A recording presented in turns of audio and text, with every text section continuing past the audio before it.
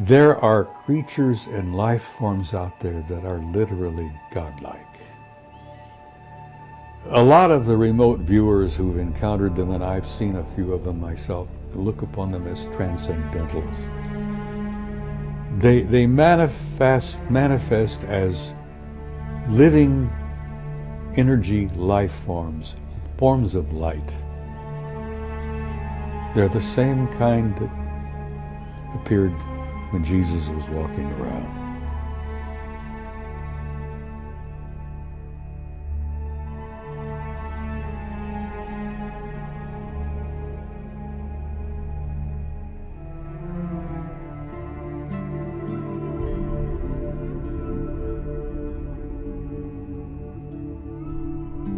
And he asked Admiral George Hoover, what's all this big secrecy about? What's the real deal? What's really going on here?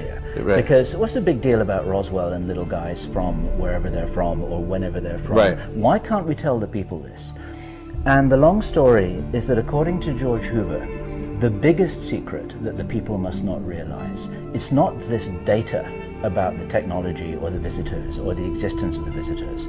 It's our own power. This is the biggest It's secret. our own power, exactly. It's our own power that we must not realize, because the greater secret is who we are, what we can do, what we can be. And they've got to keep us in our box, otherwise their game is over.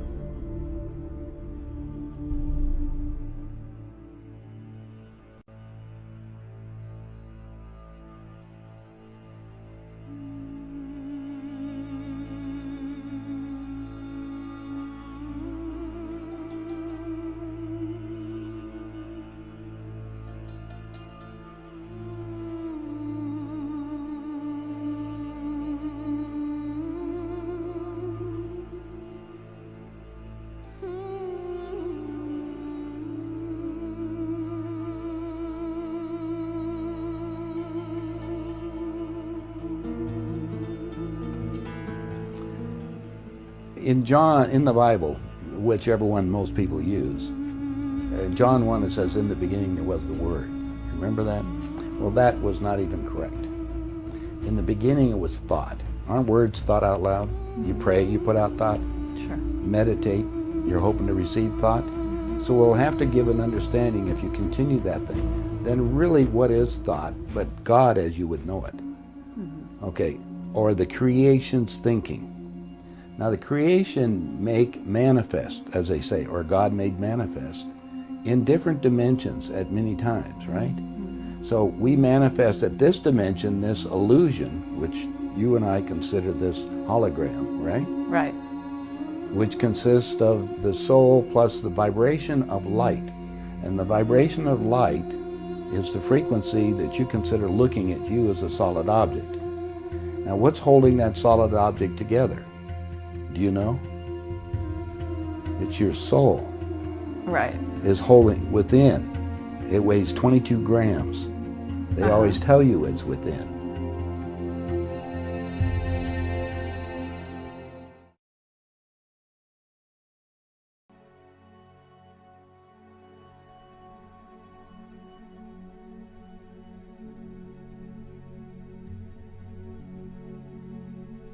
Experts that are running this program and keeping this the greatest story in human history from people. The people have a right to know. And let me tell you why I say that. I shared this with Bill. I have always believed that if this were to come out totally, as big as it is, as dynamite as it is, that it would bring about an expansion of consciousness in people. That we would stop thinking of ourselves as Muslim, Christian, Jew, whatever. We would think of ourselves as human beings from one little tiny planet on the edge of a middle-class, mid-sized galaxy. And that knowledge in itself would bring us together as a species and as a race. And I thought, that is our survival. If we can bring ourselves together and think of ourselves as one race, one people. This knowledge that we're not alone and we've never been alone, I think would do that.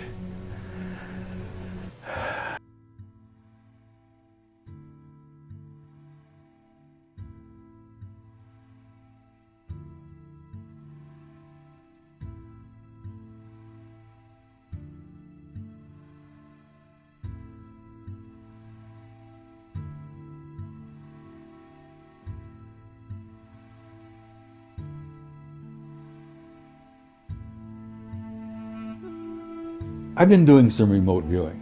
Right. I've even had a couple of out-of-body experiences. I've been doing a lot of meditating. When you go in, when you step into that world, there is no time. And you can talk to anybody, everywhere, all at once. And now, that sounds silly to anyone who doesn't understand what I'm trying to say.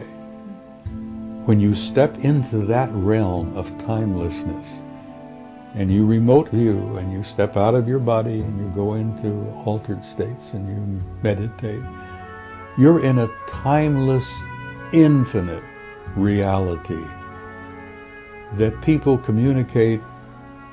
You'd be shocked and amazed at the wealth of information that's out there just to tap into. The old ones used to talk about the Akashic record. It's real. It's real. And it isn't just about the past, because, Carrie, there is no past. Nor is there a future. There's only an eternal now. And a physicist sitting here in this room would say balderdash, because they wouldn't grasp for a minute what I'm trying to talk about. Are you spiritually balanced? If you're not balanced, you're not going to go anywhere. That's the reason why they call this a prison planet. We can't get off. And the ETs I'm involved in are monitoring not only the physical world, but your soul level. And if your soul comes back in, it clicks on like a Christmas tree light. So we're trying to light up the whole planet to have those. At this point, all they can do is focus on those that are awakened to assist them. They're not going to do it for us. They would have, but they can't do it now. They said they would come down and help us clean the planet up. But it's too far gone right now, so we're going to have to go through this incredible tribulation. Are we going to make it? Are we? If you want me to, I'll read you the last message. It will tell you there's a reason for it. For as the creation is finding out what works and what doesn't.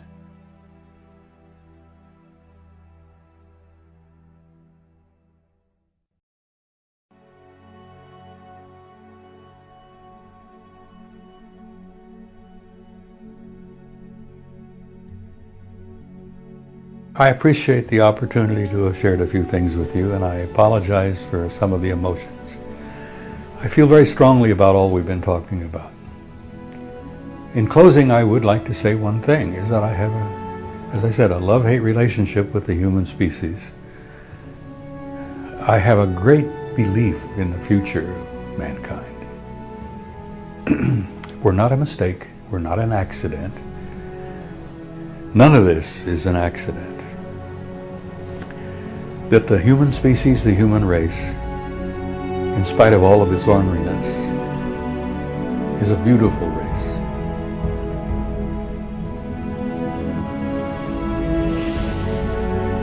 And it has a future. And that I have a deep, deep belief that in time we're going to go out there and take our rightful place